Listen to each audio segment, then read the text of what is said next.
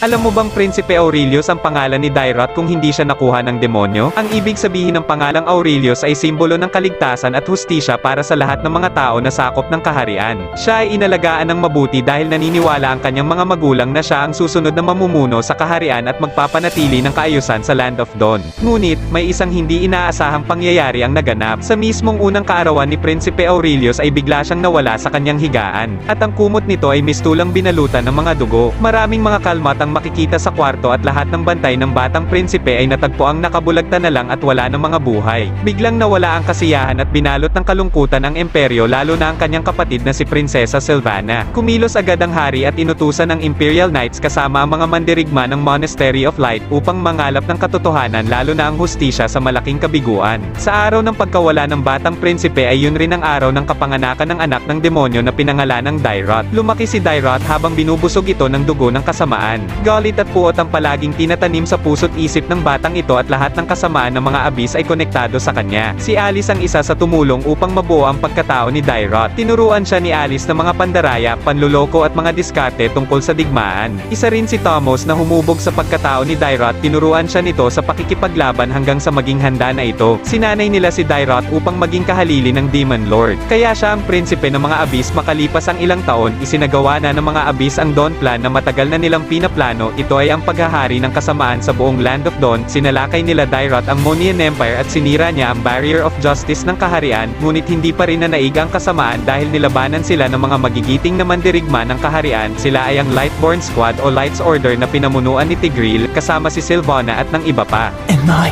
a human or an orc?